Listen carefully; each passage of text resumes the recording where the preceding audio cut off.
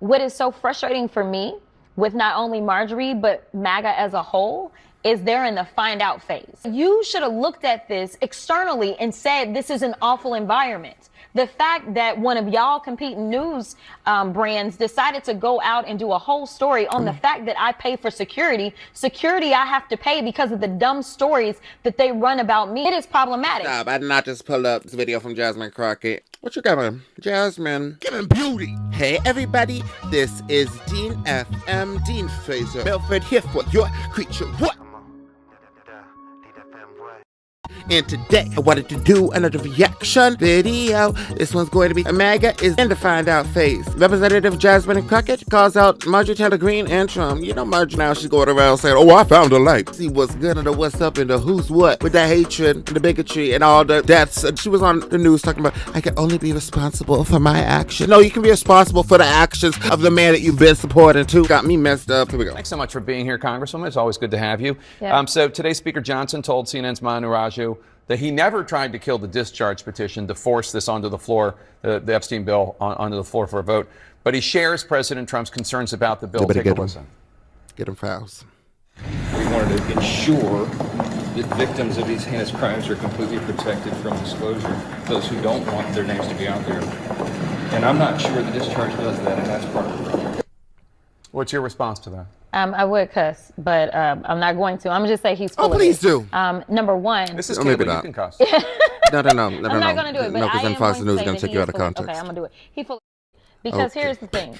Number one, we know that he didn't even bring the House back in because he was trying to avoid us dealing with Epstein. In fact, he would not even swear in a duly elected, now new member of Congress, depriving and having to be sued by her state and others because they literally did not have any representation. He violated the Constitution to avoid this. So miss me on pretending that this is about the victims. In addition to that, when we finally released some of the information that we got from the Epstein estate and we had all the victims' names redacted, who was it that was out there saying, oh, and this person is the person that is supposedly mentioned in this section? The Republicans, The Republicans did that to the extent that that victim's family had to come out against them for revealing potentially her name. So they're full of it. So right now, what I think is going to happen, the only reason that he is switched is because obviously he has had lots of conversations. Either the Senate is not going to take it up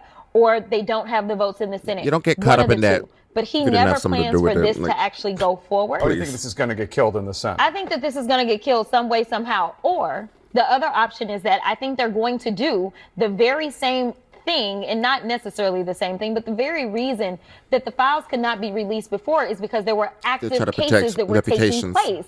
All the cases have been concluded because this administration decided they didn't want to talk about Jeffrey Epstein. So they weren't going to investigate whatsoever. So now the files can be opened. But now he said, look into my enemies. I want you to investigate this hoax. Well, if there's open cases, then that is your excuse for legally not allowing those documents to be out. Well, you're saying something that Republican Congressman Thomas Massey of Kentucky, whose bill this is to force the Epstein files out.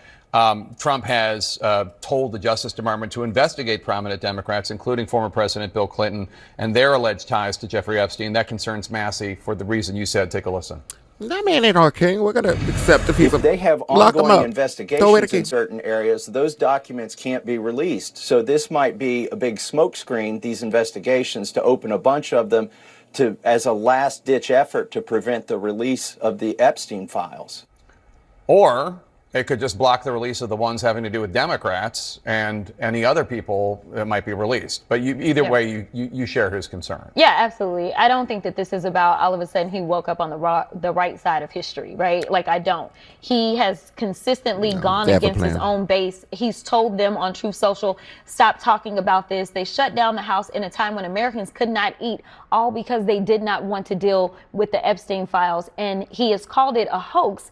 And now he's saying that, well, there's something to investigate. He is all over the place. The one thing that we know for sure is that he was sued not once, but at least twice by alleged child sex victims alongside Epstein. You tell me what other Democrat was named as a defendant alongside Epstein prior to all of this jazz ever happening. We're talking about 9 years ago. Just to note that those cases never went anywhere. They didn't go anywhere, but the allegations definitely were made, and they were made in coordination with someone that we know.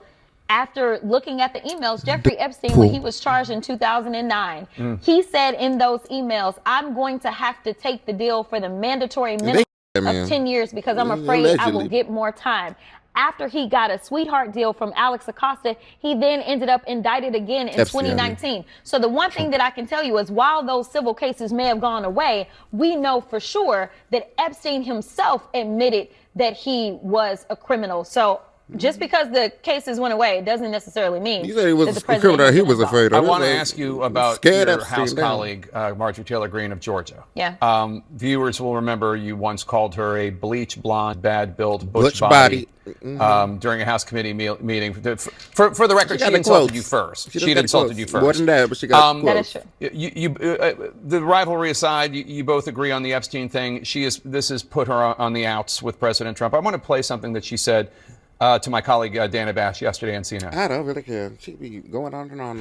I would like to say humbly, I'm sorry for taking part in the toxic politics. It's very bad for our country. I don't care about you. I don't care about you. And it's been something I've thought about a lot, especially since Charlie Kirk was assassinated, is that I'm only responsible for myself and my own words and actions. Yeah. And that's not true. I'm committed. I've been working on this a lot lately to put down the knives in politics. It's not just your actions, sweetie. What is your opinions on queers, though? Did you change? There's only two genders, and I'm going to stand by that, and I'm such a bad pick me.